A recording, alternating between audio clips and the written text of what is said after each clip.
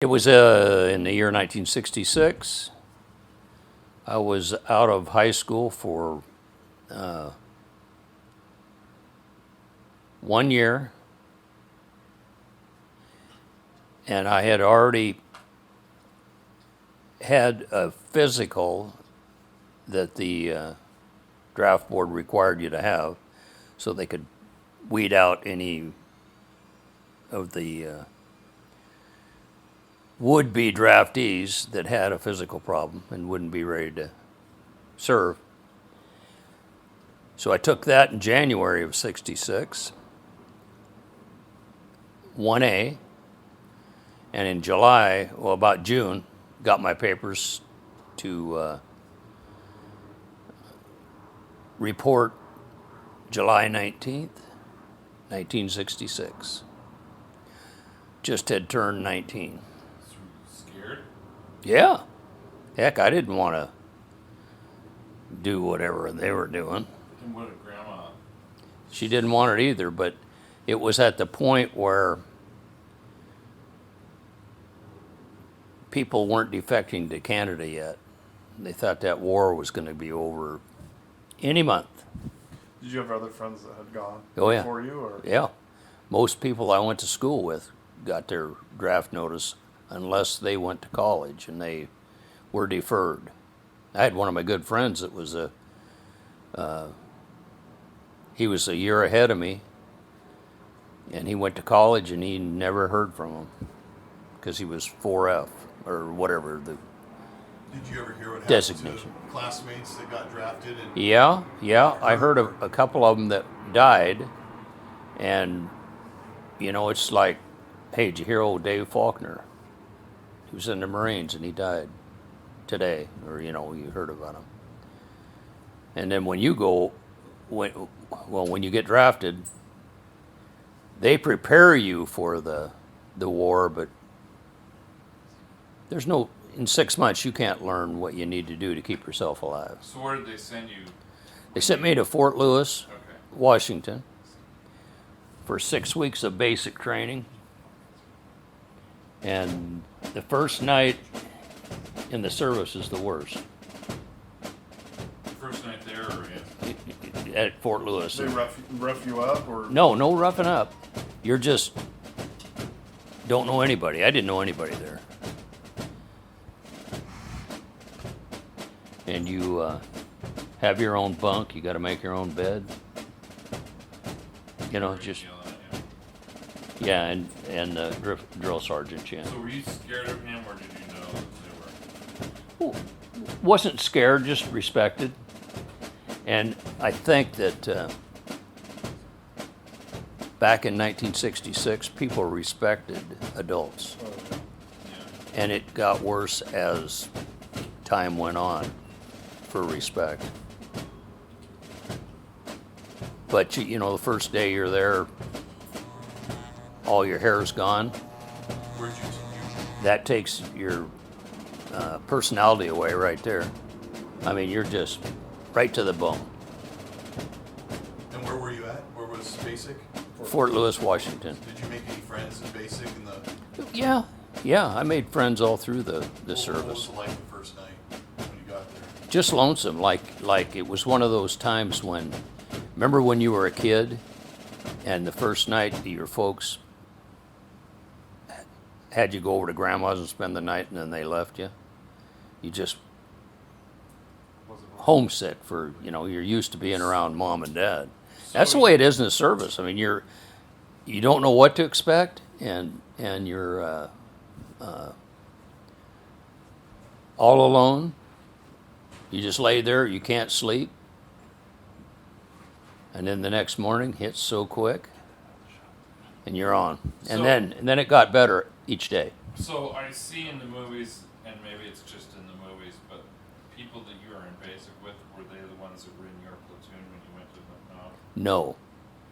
The way it happened was you're in basic 6 weeks, or 8 weeks, I'm sorry. It has never been 6 weeks. 8 weeks of basic, and then you come your last day at basic They get you all around each platoon. And they say Dennis Snider, 11 Bravo, and that's where you're going. Joe Blow, they'd give you 71H something, and if you didn't know what it was, they said truck driving school. What was And yours? everybody went infantry. Everybody went everywhere. And was that based off your ASVAB or like the testing, or how did they know? What I don't know. I mean, 11 Bravo, you must be just, good for pointing a gun and shooting it. How'd you do with learn how to shoot long range and stuff? Not great. I was not a sharpshooter. I was not a. There was three of them: sharpshooter, marksman, huh? Expert, maybe? Expert maybe, but I was down. And I don't know why. I tried to shoot like they told you to shoot. Were you in okay shape when you went in, and so you? Yeah, I was in weren't good huffing and shape. puffing? Huh?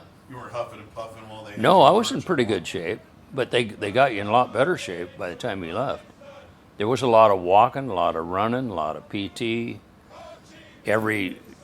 Before your 3 hots, you went through the horizontal ladders. If you didn't hit all of them, you had to go back to back of the line, and there were some big guys that got drafted that couldn't make it through. They'd take 2 or 3 of them grab bars and they'd just hang there, and then they'd. But they didn't make them. If you couldn't do it, you couldn't do it. But eventually, they ended up being able to horizontal ladder through there, Did just you have to do getting stronger. gas mask training? One day? Yes, and it's terrible. What was that like? Probably one of the worst hours I've ever done. They I tell actually they got tell. into the gas. Oh yeah, they teach you how to. The gas mask is on the side of your pouch, and it's got like a side door that you two snaps. You pull that mask out. It's folded in half, and you grab it. And while you're doing this, and just before you either smell gas or they yell gas, you take a breath and hold it.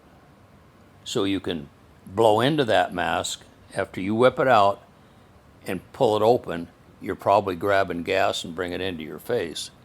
So you stick it on your face, hold it, blow, and it blows all that clear air you had, blows the gas out of there. Then you can start breathing through the 2 filters, and then you're breathing. But the gas mask training is taking it out of your pouch and putting it on. But they make you go in there and spend some time and breathe it so you know how bad it really is. And you come out of there, your nose is running, your eyes are watering, you're coughing, it's tough. But everybody had to go through that no matter what MOS, military occupation specialty, was.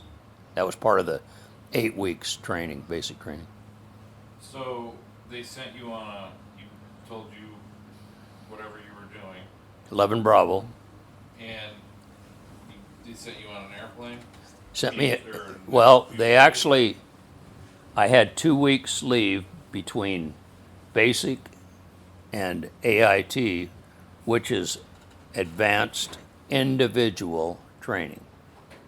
So my individual was not truck driving, it was ground pounding, grunt. And when you went to the infantry school, it was at Fort Polk, Louisiana. Okay. And they really don't tell you, you're 19, probably never flew in a plane, right? Well, if you ever traveled, you was either driving yourself or you were with your family. So you leave basic, they give you $200, let's say, plus your pay. You can party all you want, but part of that money was to buy your plane ticket to get to Louisiana. So the first thing you did was buy your plane ticket, So you got it. And then bye to mom and dad, girlfriends, whatever. You're on that plane, and then all of a sudden you're landing in Louisiana. You know, if it's a nonstop, some aren't. I went to Dallas, and then they sent me on some little puddle jumper into where Fort Polk was. It's hot. Hotter than shit. Humid. Yeah, I left in early October, so I had my dress greens on, which are wool uniform. Didn't travel in fatigues at that time. I don't think you could. Eventually, in the Army, you could travel in fatigues, but got out of that airplane, and it was like stepping into a blast furnace. So friggin' hot. Did you told us a story way back in the 90s about some guys tried to start something with you late one night. Was that in basic or in AIT? With me, Yeah, like in the bunk. he didn't try to do anything to me, but what happened was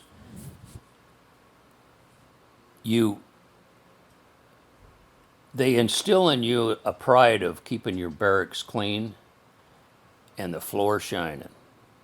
You had buffers, those big handled 12-inch round buffers, and you'd buff that thing till it was just shining. It's wax that you see swirled and all that, and then you just don't get on it because you're going to get an inspection next day.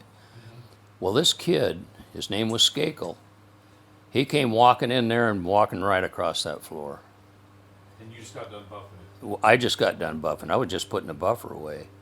And everybody else was, yelling at him to get off the floor. And I grabbed him and shoved him down the stairs. And then he wanted to fight. So we went outside and fought.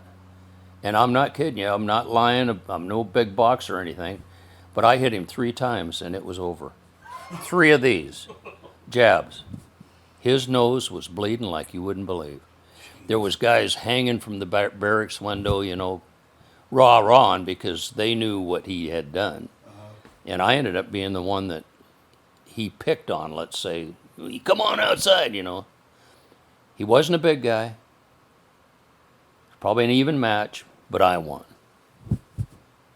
What was your demeanor when you were in basic? Were you quiet or were you trying to break the ice and keep people laughing, or what? No, there was no laughing. You just, Private Joker. yeah, you just did what you, Low and under the radar. yeah, you did what you had to do, but you listened because they kept instilling that what we're teaching here, you're going to need if you want to stay alive. And it's true. But Keeping the place clean and looking good was just discipline, right? just discipline. I mean, you had a foot locker at the end of your bed that was a 18-inch high box by 3 foot by 2 foot. A wood box, green wood box. Yeah, it was called a foot locker. And it had a tray that you picked up. All your fatigues were in there. And top had the socks, underwear, caps. But you had to keep that thing in order. The socks had to be rolled up tight and just, in there. And underwear was rolled up. But So it was hot in Louisiana. real hot. It was like, let's say, Mexico. Yeah. I mean, I've been in Houston. I know what it's like. Yeah. And I'm in Phoenix, and Phoenix is 115 Right. degrees. You go to Houston, it's way hotter. Yeah, well, it's drier in Phoenix. Yeah. I think that makes a lot of difference. So you left Louisiana and went to Vietnam. What was it like when you stepped off the airplane? Was it a straight flight, or did you It stop was in- comparable to Louisiana, but when I was at Louisiana, it was wintertime. I was there October, November, December. So I don't think it would have been, I don't think it was as miserable as it could have been in the middle of summer Probably, there. yeah. But when I hit Vietnam, it was hit you in the face too. You're sweating just thinking about There was nobody to tell you what it's going to be like when you get to Vietnam because they were all just as green as you were. No, Like but I think that's why they had that infantry training at Louisiana. But there was all other kinds of jobs in the military that was in Vietnam too, and they might have been training in North Dakota, you know? So, did you get your orders when you're in Louisiana that said you're going to this city? No, oh yeah, this city in America.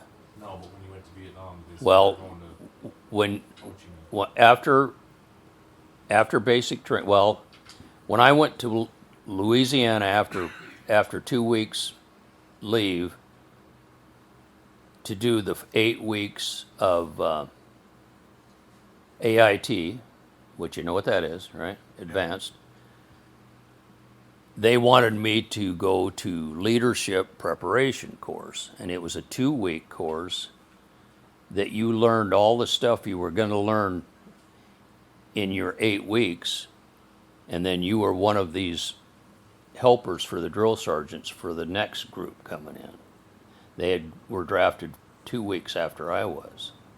So, you know, you're kind of know what's going on, and you really do, because in that 2 weeks, they taught you all these hand grenade, or not hand grenades, because the hand grenades were in basic, but they taught you these other weapons that were available and gave you the schooling on them. So when it came to the time, you could sit in that class, and if any of those kids in there had a question about it, you already had 2 weeks preparation. You knew you could help them. Claymores, yeah. But they're not bazookas, but they're like a bazooka, but it was called M72 Law, and it was a shoulder-mounted rocket launcher. So when you get to Vietnam, you've already chewed up 2 months of your duty service, right? I've chewed up 4 months plus 2 weeks, With basic plus and another AIT. 2 weeks because I had 2 more weeks. But So you have to be in Vietnam for 1 year. yeah, so I'm at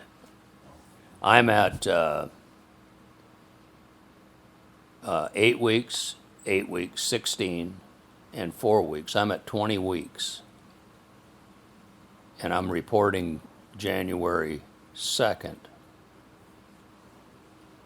1967. So you did Christmas in Louisiana. I did Christmas at home on my 2-week leave. Oh, nice. Yeah, And how was that? Being that with was good. family? That was good being with a family. I had a girlfriend that, when I went in, got drafted, but we broke up after my Fort Polk thing. I don't know what happened, but it worked out good because there was no strings, you know. Yeah. But there again, they give you X number of dollars. January 2nd, you be in Oakland, California. Shit. I'm going to Yakima Airport, tell them I need a ticket to Oakland. So you can fly to Vietnam? Yeah, and then you get to Oakland, and you're at the airport. There's nobody meeting you that says, hey, there's a military bus out here, they'll take you to the deal. You get your own friggin' cab and go to the address that says the Oakland, California replacement station. So you have orders printed out. Yeah, like an itinerary. yeah. But I mean, as far as, you know, if you're a little timid to travel and scared to get lost and that's not easy on you. Hell, you're only 19, never flown. So But anyway, I got to Oakland, and I'm supposed to report the next day, which is the 1st of January. I'm down there. I flew out January 1st. I get there, and the cab drops me off 2 blocks from the replacement station. And I'm not supposed to report till tomorrow, but I could have reported early to sleep there. But I thought, shit, I'm going to grab a hotel. They got them all over there. So I stayed in a hotel, which is another lonely night. What do you do?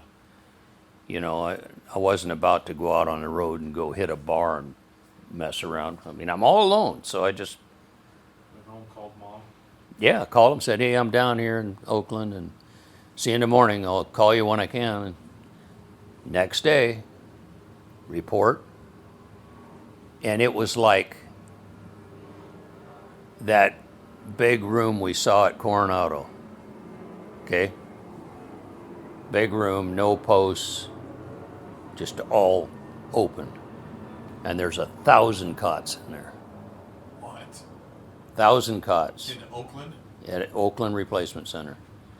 So you get in there, show them your orders. They hand you a blanket, pillow, pillowcase, a sheet. Go find you a bunk. Another You one. walk out through there and you find a bunk. You don't know anybody there. No, not a soul. And then they say if you're hungry, just go through there and there's a mess hall. Treat you like, well, they own you. Yeah. Your government issue. That's what GI means. You didn't talk to anybody because you knew you were going No. on the plane the next day.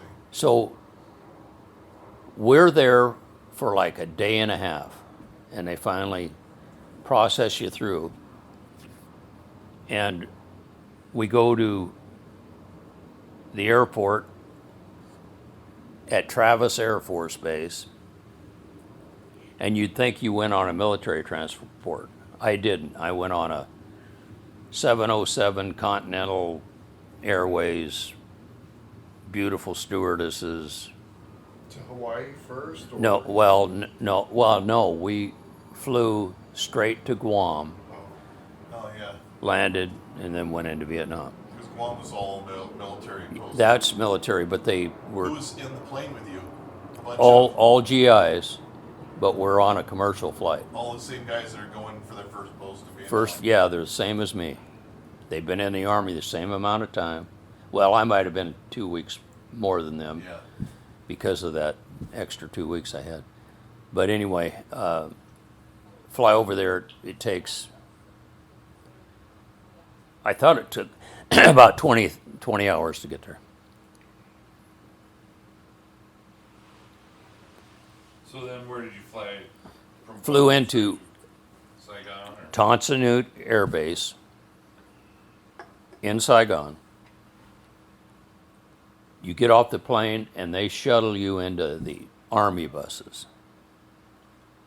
And then all of a sudden, from leaving that plane, you're going through roads through the jungles. Pitch black out there. And you can hear gunfire way off in the distance. You can hear artillery shooting and landing. I get to the Are you riding in the back of those truck wagons, or is no, it's a military bus. Oh, okay. So it's like a bus, but only it's olive drab. And get to the 198th Replacement Battalion, whatever, and that's where they process you to replace a GI that either wounded, killed, or going home. That's a process. You know, you're replacing people every day. They're either going home, they're hurt, or they're dead. So anyway, you get you go to that place that you get up, tell you where to eat, and then they tell you you're going to 1st Infantry Division. Okay? Bus again. Get to the headquarters, and there's all these Quonset huts, and there's packed with GIs, and they're waiting to get their orders to the field. And I swear we were in there for 3 days waiting. And they didn't have you go push-ups, anything. They just let you sit there and bullshit with a buddy, or you'd smoke cigarettes, whatever, you know. And then finally, they'd say, Joe Blow, you're going to 2nd Division, where, and the truck's out here. Did you have any idea where you were going to go? No, Or you still had I to did wait? not. And before I went out, Wait, hold on. When Yeah. you went in there, were you You weren't with any kind of a platoon or any. Not together with any group. Okay. All right. Yeah, you're just A number. that whole war. That whole war, except for like remember the 4th Division that left, Transportation Division that left out of Yakima, the mechanical or truck deal. They went together as a company, but they were all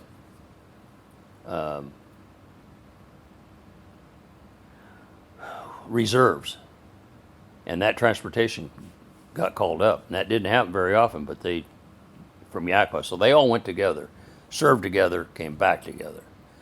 But 99% of the draftees went over as a replacement, and you never knew where you were going, and you didn't know anybody until you made friends throughout your year.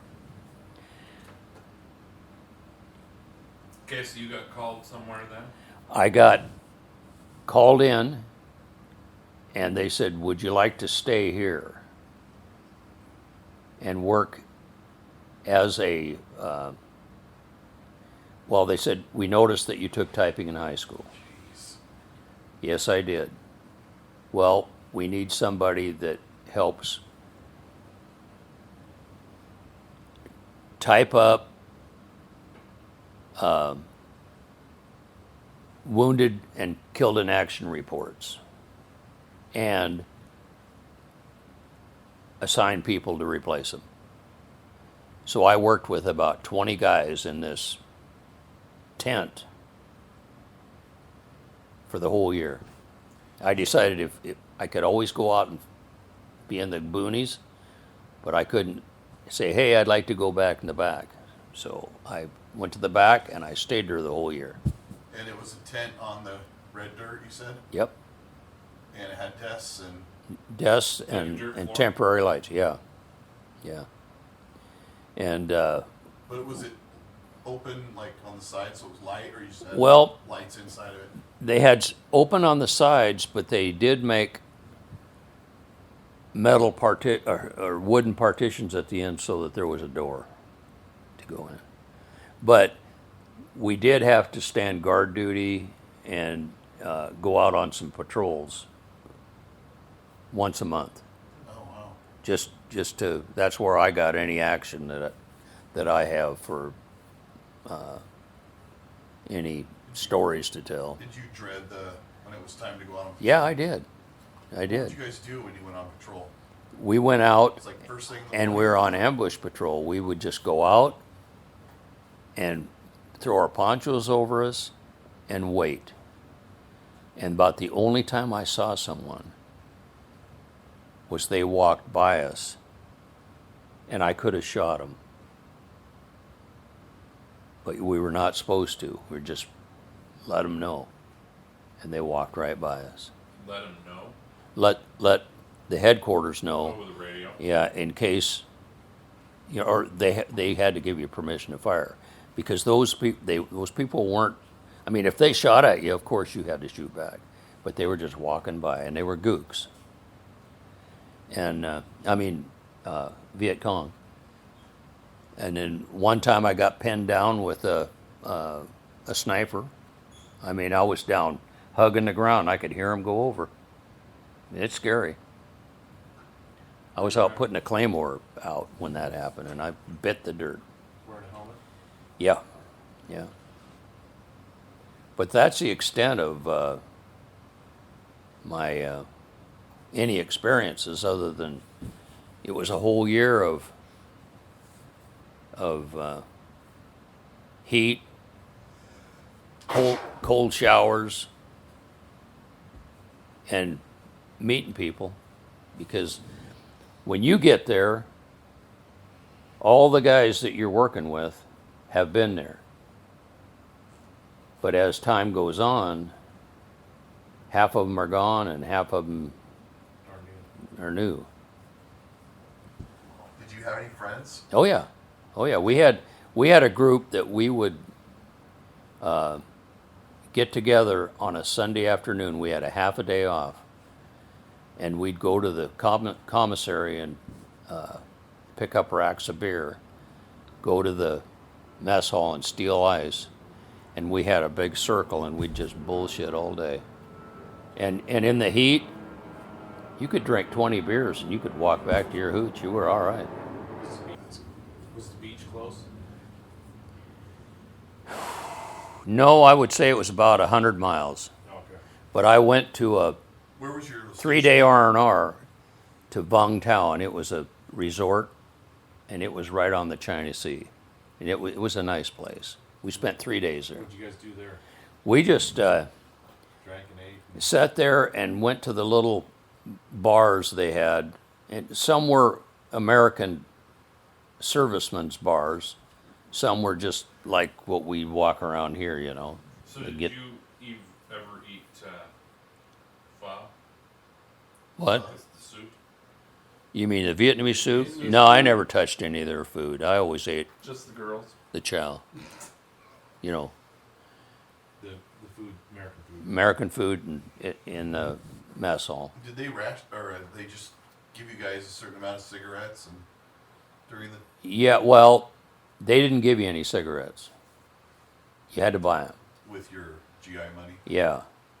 But if you ever ate K or C rations, you got 3 cigarettes in each ration pack. Oh, and you never ate those, but, But you took the no, we cigarettes. didn't. We only got them when we'd be out on guard duty or that patrol, ambush But patrol. the C rations, when you're out, you wouldn't eat that. No. What would you end up eating? See, they made you eat them in Louisiana to get you accustomed to them. That's where I had the experience of not liking them or just eating the chocolate only and having the chiclets and grabbing the smokes. Jeez. Because So- you said it had there was like a gelled vegetable something. Well, in it a was can. ham and lima beans in a can. You open that thing up and that gelatin is floating on top, and you know, Yeah, I can- and they wouldn't let you in Louisiana. They didn't. They wanted it to be so real. They said no fires, no sterno, nothing. So you cold. So I never ate them. I was on a bivouac for 3 days, and I lived on chiclets and chocolate. What's a bivouac? Camp out. Okay. Yeah. Dad kept track of how many days he had left. Every day was 280, Yep. 279. Everybody did. How often did you write home? It was called your DEROS date. Yeah. DEROS. What's that? That stood for date eligible for return from overseas. Okay. And- you count it down every day? And it was, and they tried to hit it right on. I got there in January 2nd, and I was going to leave January 1st, and I did. But midway through, you got your R&R where you got to go to. Midway through or Tell us about 2/3 that. away, whatever you wanted to, you know, the longer you waited, the less time you had when you needed to came be back. in Vietnam for 1 year, so 6 months in, you were due for R&R, like Right. the button. And But what did you do? when but you but got that to- R&R counted as part of your year too. That you didn't have to go 1 year and How long was it, and how Do did it. you pick? And tell us about that real quick. the R&R was 1 week. And I went with a buddy of mine, which I didn't know it at the time, but he was going to meet his mother there and his girlfriend. But I went with him because he was a buddy of mine. And we stayed in different hotel rooms, and I did stuff different. My goal was to go into town. We rented a 67 Chevrolet Impala convertible, both of us. I mean, together. And I'd borrow it, and I'd hit all the car lots In Hawaii. in Hawaii, looking at what I wanted. I looked at the '68 Camaro, all the Chryslers, the Fords. You know, I looked at them all, and I was going to pick what I wanted. And then I got all the pamphlets, and when I finally decided, I sent it to my dad and asked him, "Hey, would you go down to Steve Hahn's, or not Steve Hahn, but the old man, On Motors. and order this for me?" And he had $1,000 that I had sent home, you know, like $100 a month, and put down on it. And then I ended up with a car payment, and it was $93.28. I'll never forget it. You knew that Plymouth Satellite was waiting for you when you... When I knew it was. My last month there, my dad had wrote, the car got here. It's in the driveway. God, it was just neat. And then when I got home, no, it was a Satellite, the first brand new one. But when I got home, I called Bill Kyle, and he picked me up at the airport. And that's another story we'll get into. But we went in and glad-handed everybody. A bunch of buddies came over and their girlfriends, and we were having a party and drinking beer. And all this time, I'm just happy to be home. And in the back of my mind, I got a brand new car out there I haven't looked at. Really? But I stayed in there and, glad-handed and everything. And then finally, I said, man, I got to go out and look at the car. Did Billy get deferred because of school? He was in the reserves, Oh, okay. But blame military, Marine. While Dad was in the office in Vietnam still, he had access to see where he could be. Oh, when I come back, Yeah, what Came do you back. call that? Station? Station. the station, yeah. And you applied a bunch of times. Yeah, you remember that story then. Yeah. Yeah. Well, 'Cause he's in I was in this same, the next hut over, this guy named Sergeant Cloutier. I remember his name. He sat in the back of the tent, and he had a little cubby hole like this, and he's like, he's facing the other way, and he's got this little window there, and all day, GIs were lined up for him to give them their plane ticket and their orders for when they got back home. And you're always dreaming, man, I can hardly wait till I get in that line, I finally got my chance. But before that, I had been there for 11 months, so I kind of I knew everything that was going on. You got an in. So yeah, before you get your final orders after Vietnam, they ask you, where would you like to go? But it doesn't mean anything. Yeah. What would be convenient for you, and that. But half the time, they'd send you some stupid place that they had to waste money to get you from there to there, and then they had to pay you money to get back home when you're out of the Army. So it was stupid. It should have been right next to your house. That's what they should have done.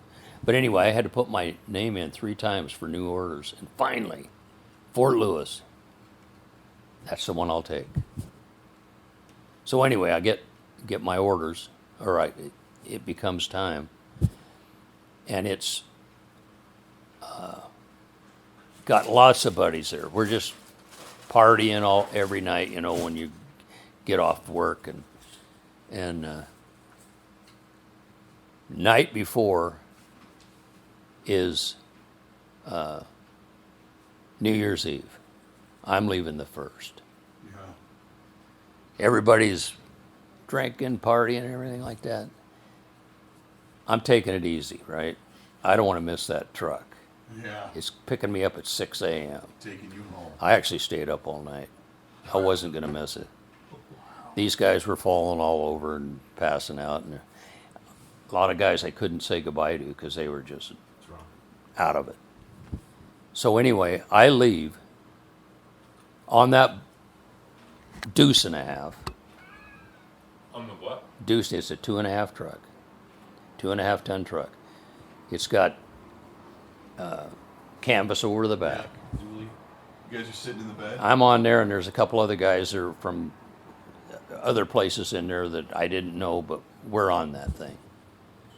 And get to that same replacement station I started out with, and they reverse putting you heading home the other way. And you packed everything you own there? Or Packed you everything. You In the leave, duffel? huh? In the duffel bag, or? Yeah, and you don't get all you had or what you want to take in that duffel bag, but you take what you can.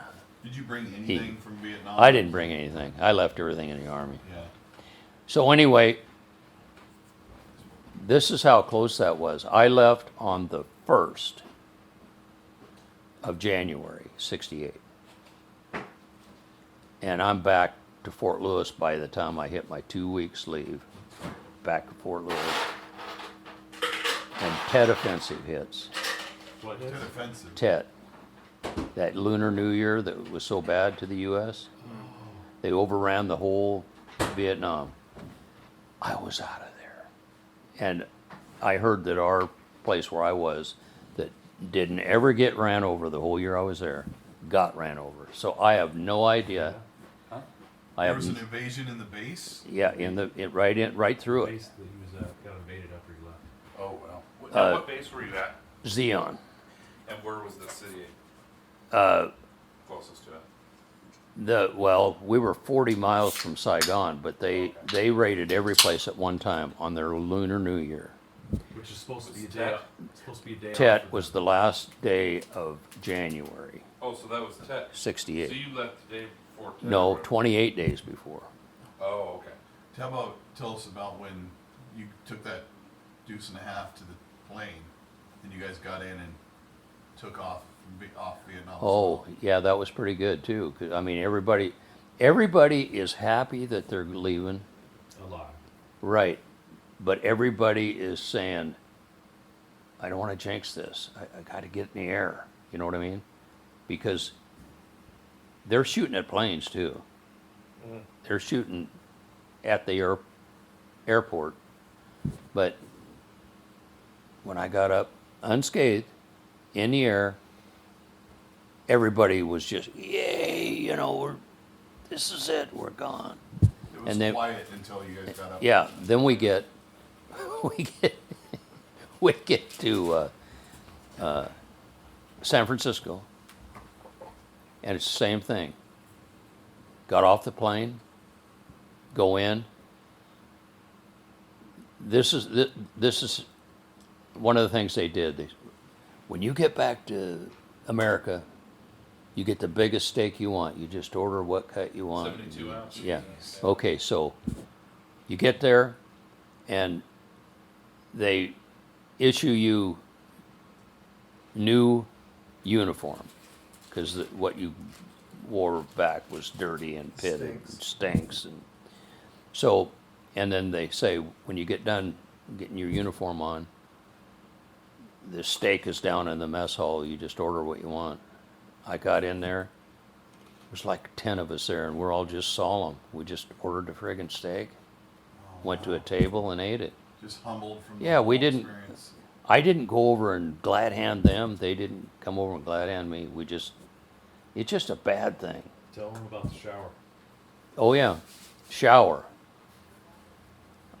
I took a shower before I left Nam. Cold though. Cold water doesn't clean you very much. When I took a shower there in Frisco, red water. I mean red dirt water Coming off his body. coming off. Just probably took 2 or 3 showers to get rid of all that, but it's red clay dust there. Was it Last weird time you taking- saw it. Huh? Last time you saw it. Yeah. Right? And did it have a smell to it? The dirt? No, because seriously, wherever I went away from the base, and I went away a few times doing things, the smell of death is there. And it's not only GIs, it's So you smelled smell, rotting bodies? smell of death is the most rank death or smell you can imagine. It's everywhere. You know, man, there's something buried here, you know, it's bad.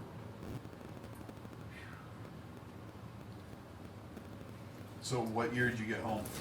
1968, And you had a 67 Plymouth? 68, 68. because remember they built them the year September. before you Yeah. had them. So I had a brand new He would drive car. on the weekends, right, from Tacoma to drove. Yakima. I having that assignment. I came home every weekend. Canyon Road? White- Probably. Pass. No, I'd take White or Chinook. Yeah. But I'd grab a half rack of beer at the PX, and I'd get, I stayed at my mom and dad's house. My dad was always waiting there. Really? And I'd walk He was in always with what? a half rack, and Wait. we'd start tipping a few. He'd be waiting at the front door for you. Yep.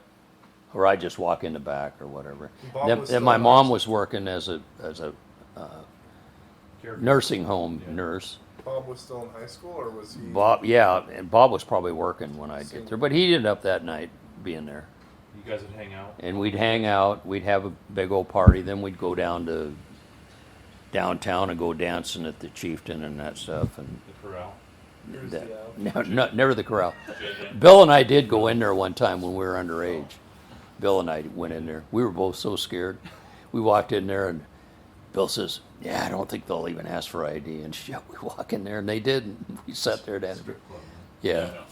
So anyway, every weekend for 6 months, I'd come home, party.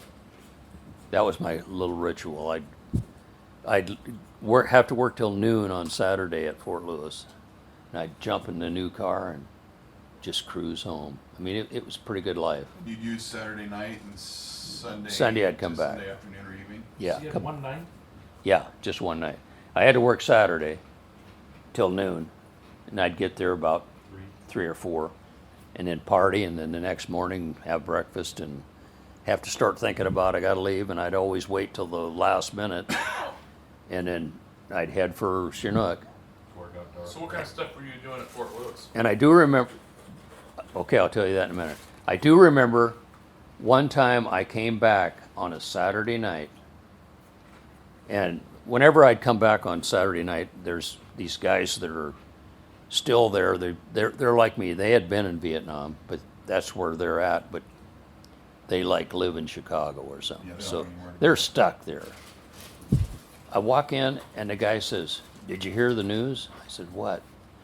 He said, Bobby Kennedy was shot tonight. Oh, jeez. That was June 1968. So I was that was a month away from getting out, but that's when he got shot, June of '68. You guys called him Bobby back then? I think so. Bobby Kennedy, yeah. So anyway, what was the other question? Oh, what did I do? Yeah. Okay, it was kind of an interesting job. I was in with like 3 guys, and we got, before computers were a thing, do you remember when they had those IBM cards with holes punched in them? Yeah. You know what I'm talking about? Those They were just, computers. they were computers. Before they were the floppy disks. Yeah. Well, they'd print stuff on these. What size were those? 8 by. Thank you. How about like Yeah, but they've got holes in them, and that's how you read them, right? the computer would read them. Yeah, that's what I mean. Yeah. The computer would read them. Well, my job, and I wasn't the only one. There was 2 or 3 of us. We were in charge of these cards you get today are guys that are AWOL. And our job was to try to find them Was AWOL people supposed to be going out or supposed to be reporting They out? left. either way. No. Could have been Just missing. just drafted Not following orders. and just not following order. So anyway, I had a good time on that because our job was to research. So we'd get on the phone and call their home of record, their telephone. Hey, is old John Q. Public there? No, he got drafted. We don't know where. So you'd research until you'd find out he either is in Vietnam, they got their wires crossed, he's not AWOL, or he is AWOL, and he's in jail over here, you know, or whatever. But I mean, it was interesting trying to. You'd get that stack of cards, and you'd try to whittle it down like, hey, this guy is in Vietnam. We got to leave him alone, you know. You can't find out that he's working at Got a W-2 in Portland, Oregon. Yeah. at Right. a Gas station. Yeah. You can't do that back then. No. So that's what I did my last 6 months. And then when my time was up, I went to the quartermaster, turned in all my stuff. They gave me my orders that I'm now on 4 years inactive reserve. This is a 6-year commitment. But if you get drafted, it's 2 years active, 4 years inactive. So there was a possibility that you'd get drafted and Again, sent back to yeah, Vietnam. yeah.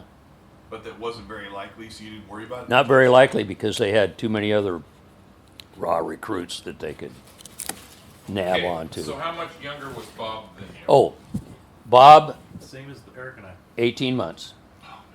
Okay. Bob was born, November. I was born in May. It went through another May, and then Bob in November. Half a year. So that's 18 months. Bob and Dad, Eric and I, Stephen and Haley are all 18. May or November or May or end of October. Isn't that amazing?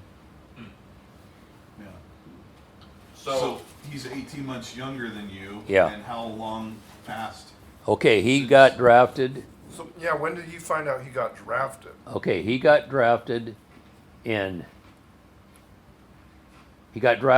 February of '69.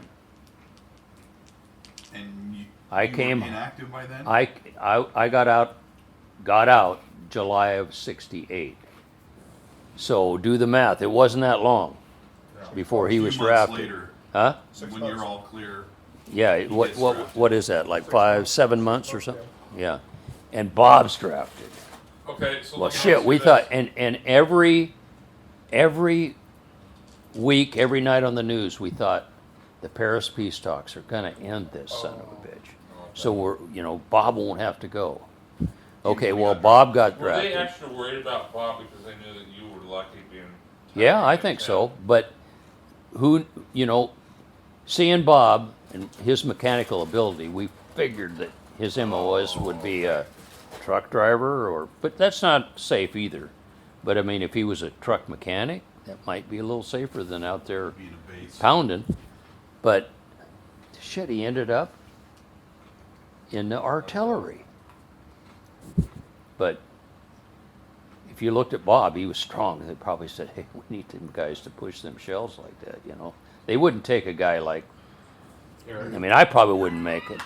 I probably wouldn't make. I probably didn't have the stature or the, What were But you Bob doing? was just strong. What were you doing when Bob got sent off? You were in active duty.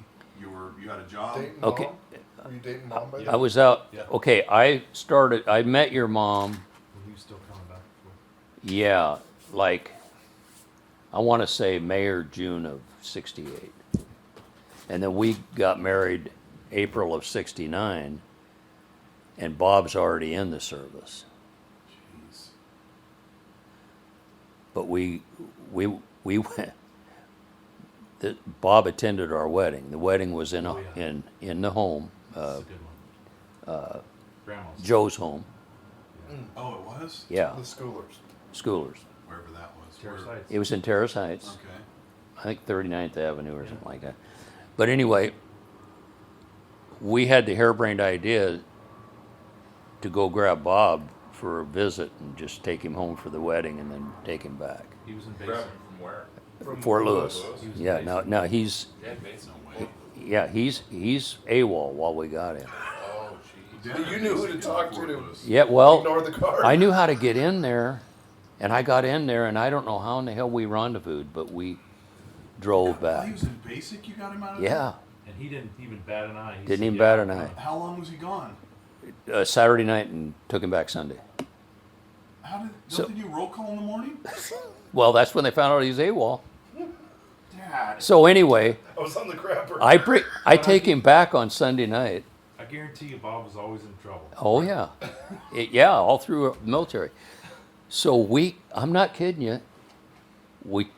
I drive up to where I know he's got to go, and we both walk in, and the sergeant says, "Bob, you came back." And then all he had to do was add another day to his deal, and as it turned out, it didn't matter. Yeah. So, I mean, it was a good move. Do they call you by your last name when you're basic? Yeah. Yeah. Yeah, your tag is just your last name, Yeah. nothing else. So they knew he was gone. Oh, yeah. Did he party at the wedding? Yeah, you know, I'm knowing him, yes, he did. Yeah. But I was getting married. I didn't really, we Yeah. took off for our apartment we had, and then we went on a honeymoon the next week. But I took him back, and it's just a good story. Yeah. Yeah. What was his experience in basic and AIT and all that stuff? Did he? He came home for the in-betweens, and we talked to him, but I don't remember any of his stories. I'm sure it was not good. He was pushing you and marches and all that, So then your parents got a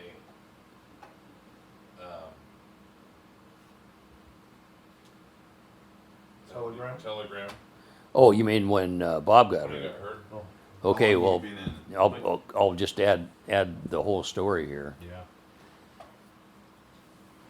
When Bob got sent to Vietnam, I was buying a bottle of beer for every day he was gone. And I had a cellar down there where I lived on 39th Avenue in Yakima. For when he got home. And I put a little tag on there that said the date. And I was going to have 365 bottles of beer when he got there. And he knew this, right? Yeah, I told him.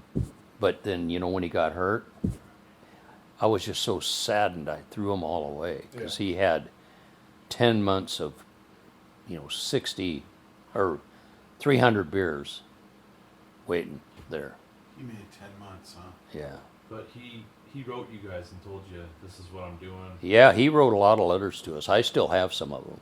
Yeah. But I was working for the DOT on that bridge we were talking about the other day. And I was down at the bottom of one of the piers doing something. I can't remember what I was doing. We used to have a densometer gun that you could take like a nail punch on a spring and bang it against the concrete, and it could tell you what the strength of that concrete was. I don't know how it worked. It was just a mechanical thing. But I was down there testing the concrete. And we had walkie-talkies, I think. And somebody said, "Hey, Dennis, you got a telephone call up here." And, nobody calls me. Sharon never called me. Just because, You're working. yeah. And no kids on the way yet? Well, it's 70. So 71. I'm thinking, Lane's just a twinkle in yeah, I'm just thinking that if she was pregnant or not. But anyway, I don't think so. Anyway, I got up there, and I think it was Sharon that called and said, "Your mom and dad got a telegram. Bob got hurt in Vietnam, and really grave injury." But I read that telegram. You'd almost think, yeah, he'll be all right. But Said he's Well, because didn't it say he was in good spirits? Or good, something? good morale.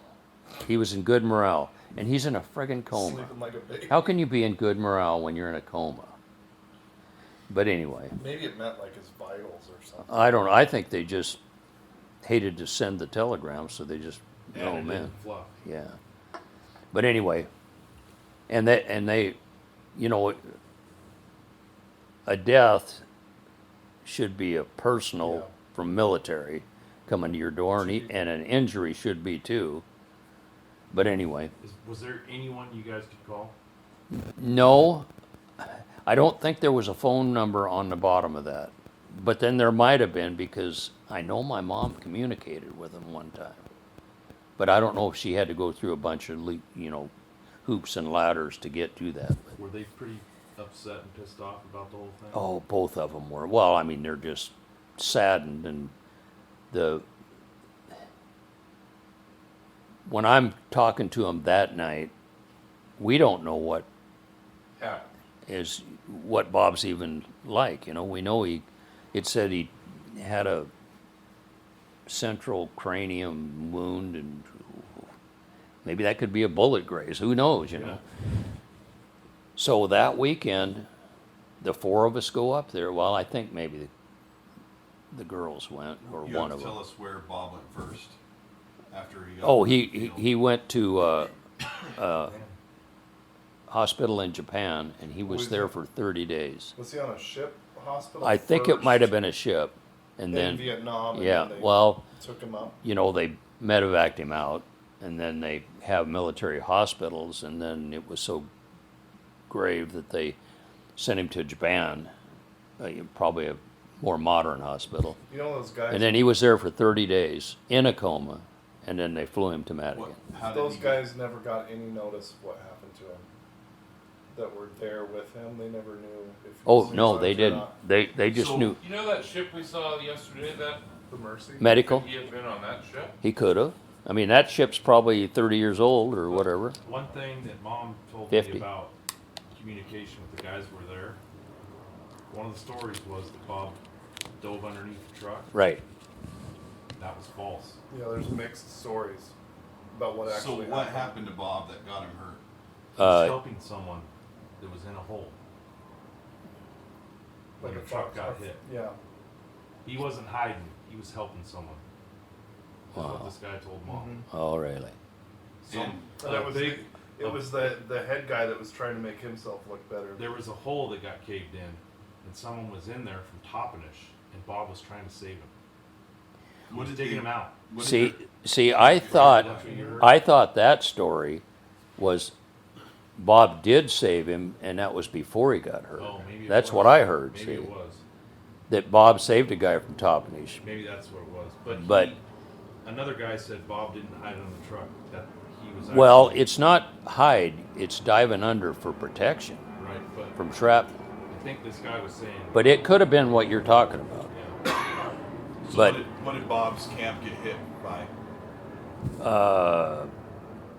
Same Well, time they was- said rockets, so I'm saying that the Gooks or the NVAs were surrounding them, and they probably pelted them with mortar fire and rockets. They said it was an RPG, that shrapnel that went through his head. So he's in Japan. Yeah, for 30 days. And we're all back home getting updates with telegrams. That's all you're getting. once a week or Once a week. Yeah, I would say once a week. And then all of a sudden they say, well, Bob's being transported to Madigan Hospital That's in Seattle. in Seattle. So Did they do that The very because next of where weekend, you we- guys lived, Huh? or that's where they would send I'm them? sure that had a lot to do with it. But Madigan's a big hospital too, but there's a lot of VA hospitals. But it's the worst day of my life when I saw him. but you waited 4 days for him to get there, a couple days. Yeah, after they said they were transporting him, it took a while, yeah. But then finally they say, he's there, you can come and visit him. And you guys dropped what you were doing and you went up there. No, we went, it happened to be on a weekend, because we went on every weekend to see him from the time he got there. Every Saturday, it was every Sunday we'd go. And we just make it a daily visit. And it would be either the four of us or one of the girls, kids, sisters would So go. how long going up there that he was in a coma until you actually got to He was out of the coma by the time we got there. the first time? That's probably why they sent him from Japan, Did he because recognize you guys? yeah, and it was one of those where he recognized you, but he couldn't say anything. He just came up out of the bed, like happy, but he's injured. I mean, No plate, still just a caved in head. no caved in head. He had the fluid hanging out, and it was covering one eye, like that. And you could skin or was it brain and- matter? huh? It was the sac. it was this skin, and they took out Skull. the skull because it would make that too much pressure, and the pressure would, love is weird. I mean, I'm not saying weird, but when you see a loved one hurt that bad, I almost puked. I was sick. I mean, it was just it really nailed me, and I'm sure it nailed my dad and mom too. But I just was just devastated. So you walked in and he's in a room by himself? A room by himself, and he's got just a Gown on? a gown and kind of a little diaper or something, because he was Bedridden. yeah. So anyway, he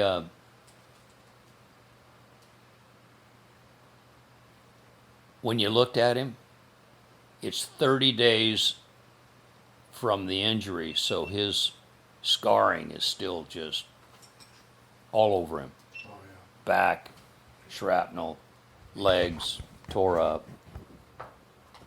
The face didn't get anything, but the one main one got him right there. But that was tough. And then we went every week, and then finally the mom and dad wanted to know when they could bring him home. And they did. I thought And they then- took Did him you to take They him wanted to- to get him home Huh? faster than the doctors wanted him, right? They Yeah, wanted to but get him out of there. Didn't you take him to some park or some out away from the hospital? Sometimes the weather. well, that's where we had picnics. Was Picnics? in the park. Yeah, because there's But- some pictures of those. Yeah, Didn't he go to Walla Walla for a short period of time? I don't recall that. If he did, he didn't live there. Okay, cause when Grandma took him, he wasn't getting the care Right, that you thought he should. but the care was not the care. It was like the speech therapy, let's say, or the physical therapy. But shoot, in 1970, they probably, it's been 50 years, they probably are better at speech therapy than now, but his injury affected the speech. Yeah. And his, obviously his brain wasn't all there. I mean, it's gone, but I mean, he was not able to talk and let's say form a sentence but I mean, it was amazing what he could do. I mean, if you flinched, he'd know you flinched, or if you said he was a butt, he'd know you said he was a butt. I mean, it wasn't just a vegetable. So tell them about the money piece of Bob's weekly paycheck for the military and him still being enrolled in the hospital getting money because he's there versus if he. I remember you telling Eric and I that. Do you remember that, Eric?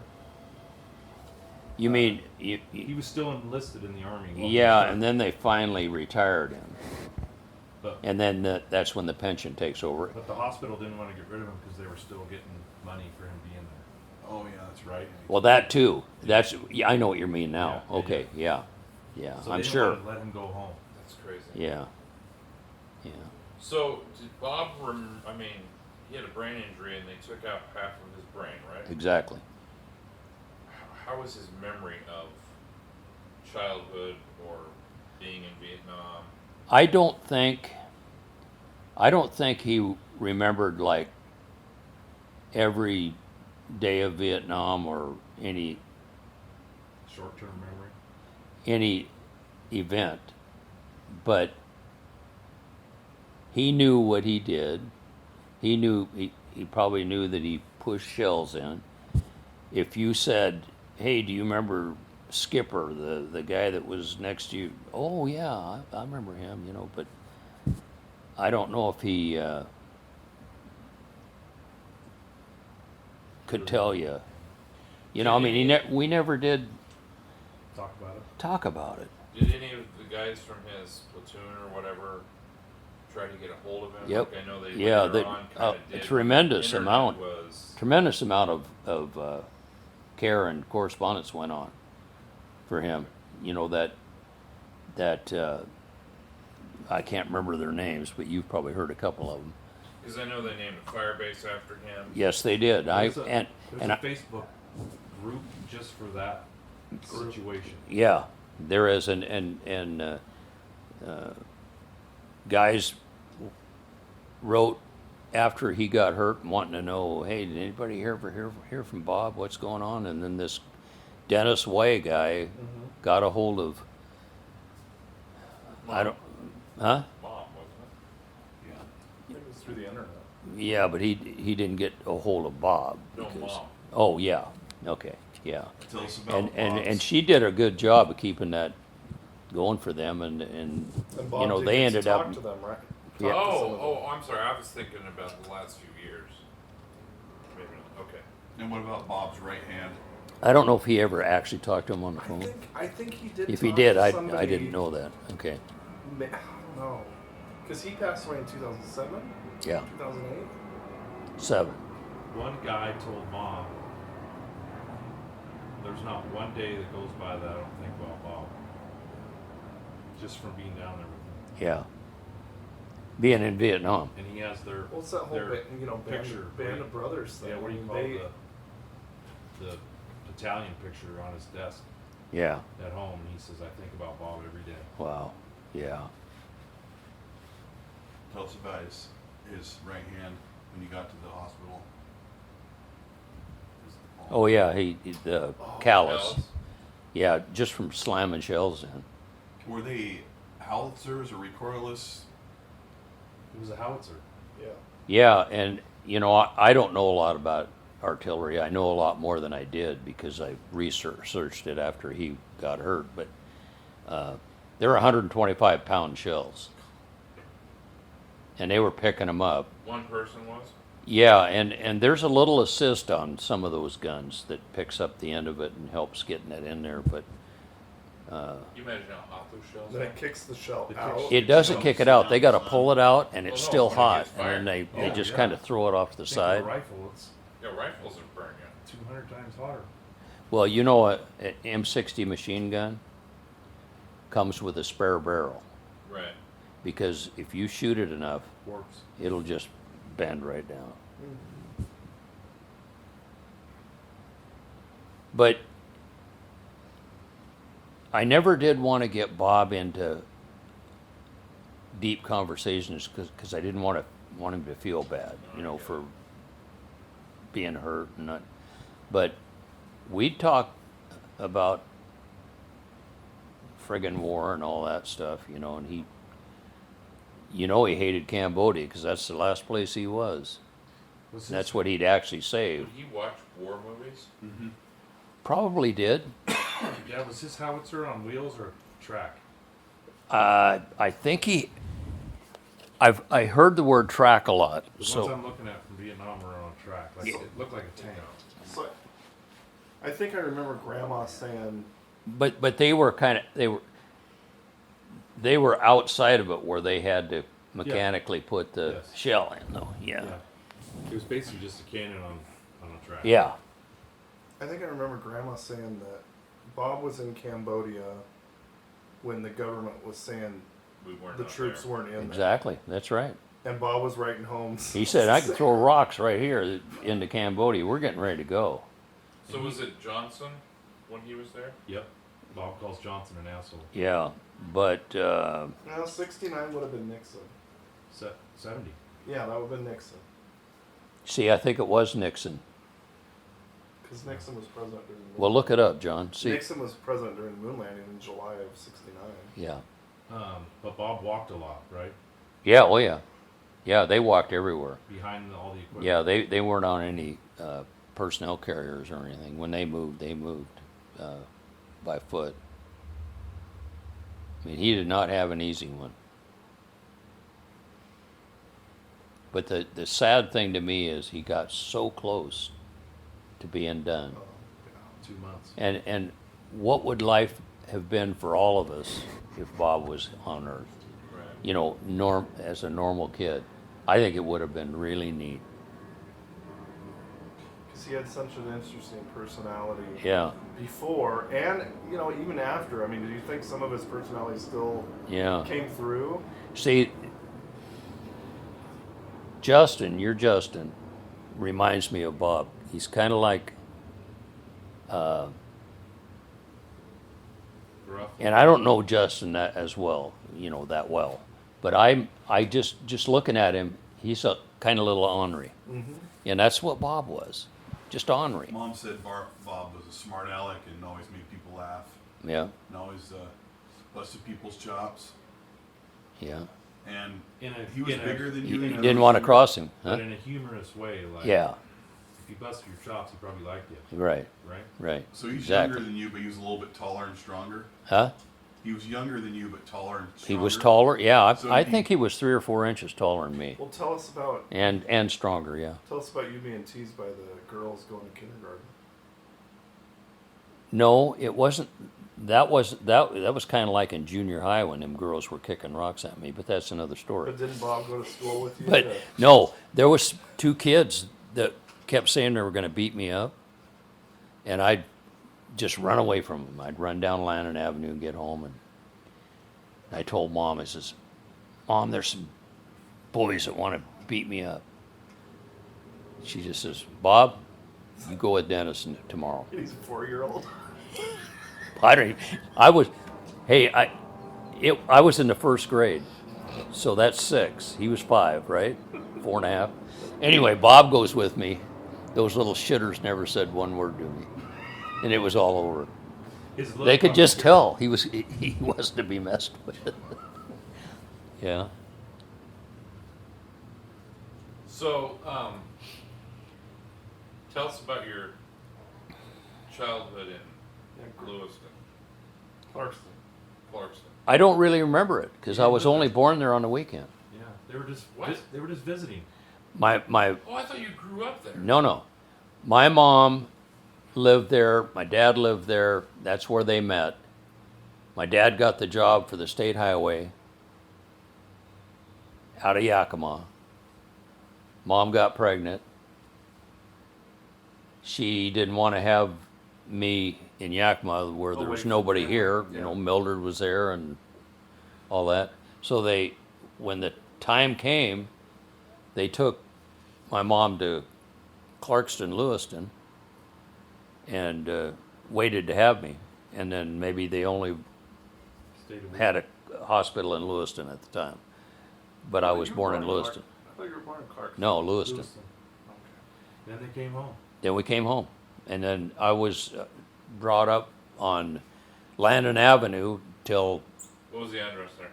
1205. No, 1005. Now, But is it's Lan- not there anymore.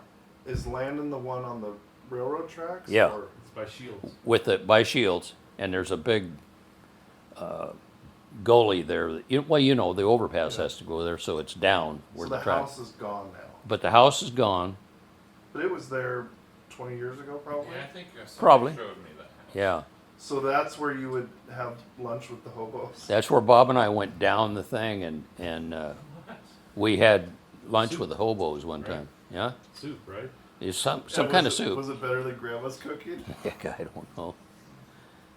Bob probably talked me into eating it. Why did you guys do that? Go down with the bums?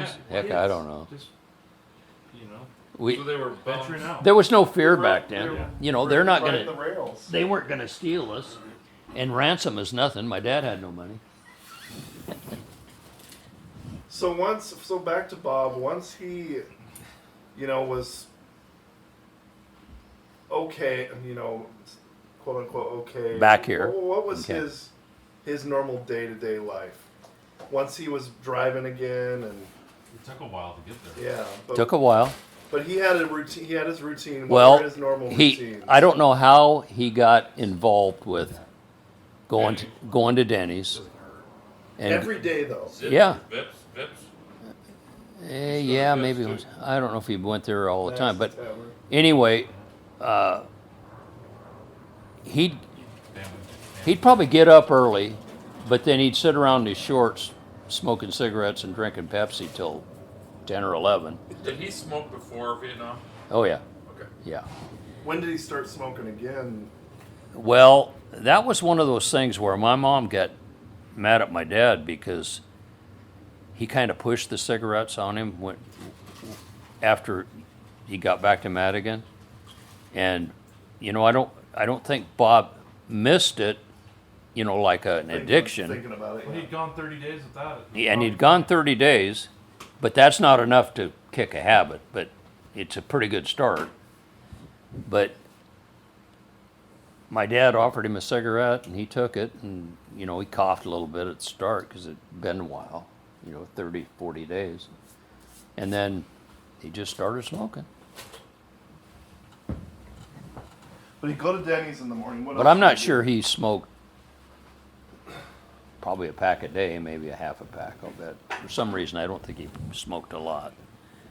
Half the time it would just burn up in the Yeah, ashtray. yeah. And then what was the other question? Like just what he did. I mean, he went to Denny's for breakfast. He'd Right. go to lunch with grandma or Did he do pull tabs somewhere? yeah. Boondocks. He did Boondocks pull Tavern. tabs. Boondocks. Dad. Boondocks, yeah. He'd have coffee initially, and it may not have been a breakfast because I don't know if he was a breakfast man. But he'd stop in and see Mom on the way home, and she'd usually feed him, or she had these fast food things, Hot Pockets and stuff like that. Schwans. That or Swans. Yeah. That if she said, "Hey, I don't have anything fixed for you, Bob," and he'd go home and throw one of them in there, but then he'd take a nap Then every day. He'd go.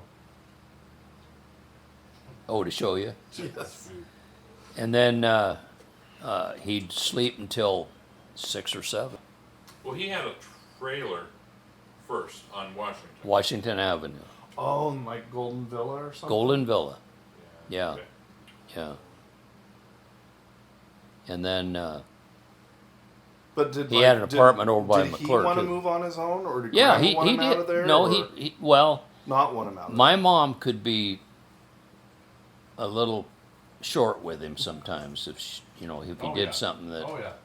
and then No, lot of patience. Not a lot of patience. yeah, and then I think he wanted to kind of be on his own too. So I think it was a mutual thing. there. Yeah. Now, when your dad passed away, was Bob already living on his own? 75, I think they were all together. My dad died. My dad died when they were living on 28th Avenue. And I'm trying to think if Bob had a place in there, because see, it was just a 3-bedroom home. Oh. Over by Ike? Yeah, yeah. It's still Well, by McClure. Oh, okay. That's where Mom and Dad lived, 28th. But then Bob got an apartment. By Ike. I remember that. Oh, Down by the dentist's office. yes, Yeah, yeah. you went right off of 40th. Yeah, right on 40th. Yeah, he did. Oh. That'd be about the time we moved to Yakima.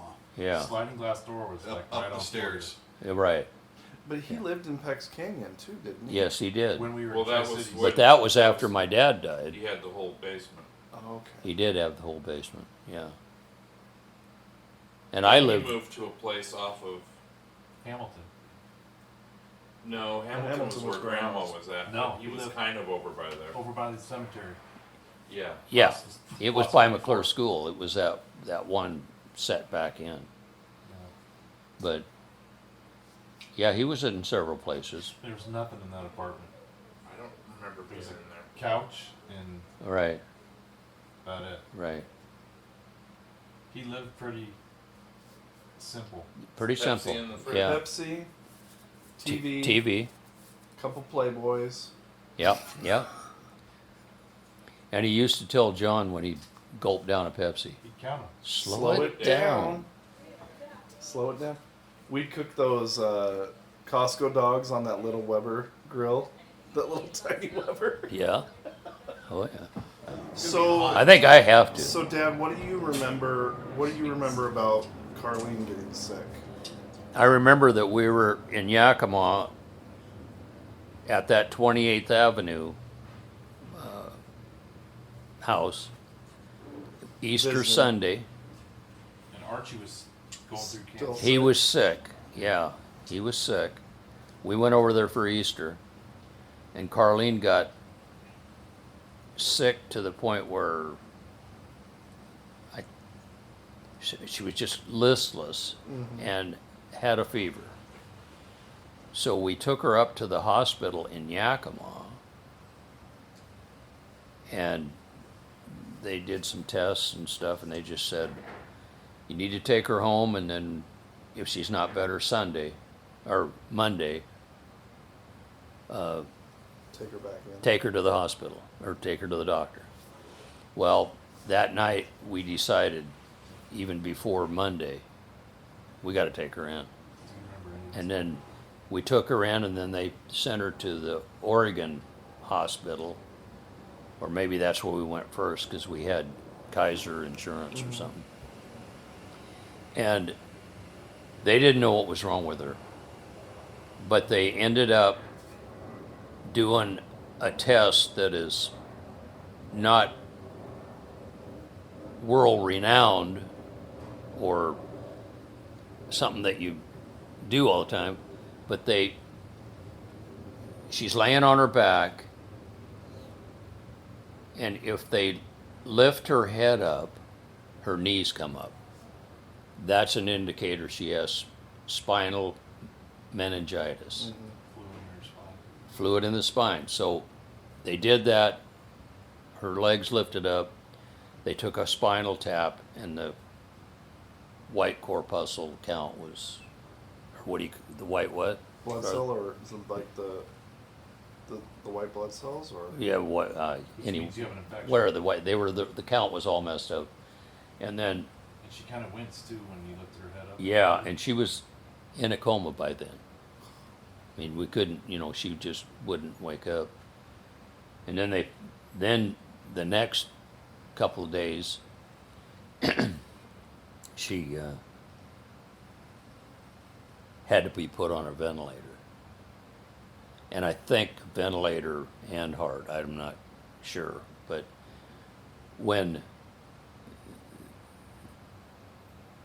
they exhausted everything and said that she's probably not going to come out of the coma, we decided as a group with the doctor to unplug.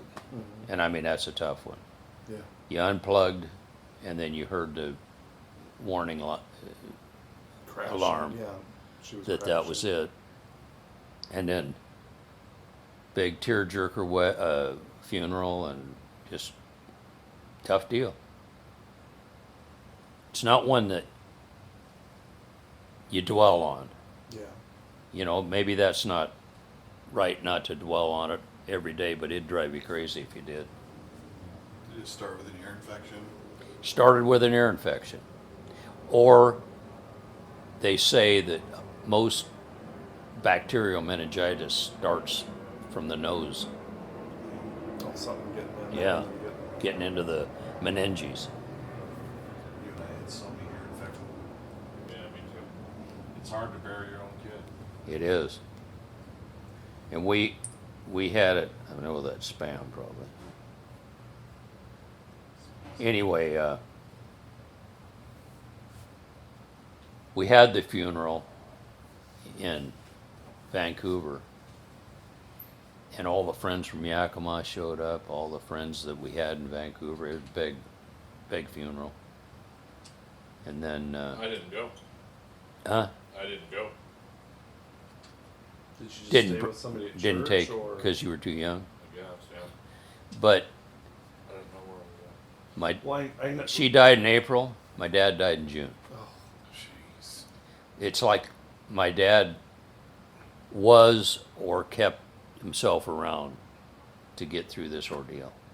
Because he drove over to Vancouver that next day after she's in the hospital before they unplugged. Mom and Dad were both there. My dad was hurting so bad he couldn't even walk. His knee was just, His legs just hurt so legs bad. were hurting so What was bad. he doing for the leg pain? Mom was telling me that he did ice baths or something, or Oh, put ice packs on his yeah, legs. they probably didn't give the drugs like they do nowadays if you're, sick like that. But Did he do chemo or radiation? He did chemo. well, what they did, yeah, he did chemo, but what they did and found out they did not do right, which may not have helped at all, but they took out half of his lung, and they said when they opened him up, Then it that started spread to it. spread. But I think he was destined for death anyway. I mean, he was like 52 or something? One, 51? And that was probably caused by breathing in glass. that and smoking, Well, yeah. yeah. okay. And whatever, shoot, you live in Yakima, you're going to get cancer from, I think, Hanford, Yeah, downwind. no doubt about it. And we've got all the From Hanford. chemicals. Is there more people in? We got more Yakima that chemicals, herbicides and stuff. Yeah, the herbicides. There's more cancer than centers. Pesticides more than anything. Per in capita Yakima. In Yakima? and And Tri-Cities Tri-Cities. than like Yeah. any other place. Yeah. around. So there's Yakima a doesn't have the correlation. river. Does the Our Yakima river's come clean. off of the? No, No. Yakima Our water feeds comes from the Columbia. It Natchez. empties in. Right. Oh, okay. Our water comes from the Natchez, and we're upwind from Hanford, but we are surrounded by pesticides and The pesticides is the other thing too. that we're- Yeah. Well, that and the smoke pots. Oh, smudge. Oh, You that- guys grew back up with when? that. They don't use them anymore. No. Well, I know then, but you guys grew up. We were there. We had them. You were Yeah. breathing that. Yeah. so you had Bob hurt in 70. Bob hurt in 70. Carlene dying in 75. My dad died in 75. I remember Grandpa. You remember? Oh yeah. I remember him when he was sick too, because I remember Grandma had the little yellow short glasses, and in the bottom of it was a flower thing, and she gave him some water, and he didn't want to drink it because he thought candy was in the bottom of it. That's I remember that when he was Like He was Like hallucinating. yeah. Well, I remember So- the last time I saw him, he was like picking bugs off the pillowcase. Was he in the at home Where'd when that he died? come or from? was- I think I went to the Just his brain. mind What? Mind going. Did he die at home or did he die in the hospital? He died at home. And he died. I was building a house, and I had, we'd go up there every weekend to visit him and help Mom out. And You were the, building a house like huh? Vancouver. From Vancouver. Oh, you I were was building a house. You weren't building it, were you? No, I was having it built, but I was going to wire it. Oh, okay. it was Well, a I job. had, huh? It was a job. It wasn't the house you were living in. No, it was the No, house no, we it were was the gonna house buy. we were buying. We were buying the house, but I was going to wire it Oh. to save money. And I had a group of guys that I was working with that said, hey, we'll come over Saturday and help you out. And we'll get this thing knocked out in one day. And it was getting to the point where it was the last days of my dad, and Mom said, hey, go ahead and get that done, and when you get done with those guys, come on over, come back. Well, he died before I got done. Mom called at noontime and said, hey, Dad just passed away. So we finished the job and then drove to Yakima. So, can I ask you, was that Romex or was it Nub and two? Romex. I'm not Okay. that old. Okay, I know. So was it circuit breakers or fuses? Circuit breakers. Okay. So Grandpa Only one ground rod, though. Grandpa had a sense of humor. Yeah. Was a bullshitter all the time. Yeah. So did you get your like? Do you think you got your? Probably part Sense of of it, humor just because I was 100% around from him. him? Yeah. His Yeah. dad? Because I think all of us. I mean, it's like You it's guys, gone you down guys through like to laugh, generations. and Yeah, make- I'm more funny than all y'all. I think it's good. Mom said Archie was hilarious. And, Oh, that, yeah. and that Lois was embarrassed by him. Sometimes. Well, she would be, but she laughed a lot at him too. Everybody liked Archie. He liked to tell jokes, right? Yeah. Oh yeah. And he was like Leo. Everybody liked him. And Leo and him would, when they got together, they brothers. were both just alike, and just it was hilarious. Yeah. And I'd like to think you guys got some of that from him, because I noticed that you guys do like to laugh. I told Pam on the phone last night, I says, man, I haven't laughed this hard for so long.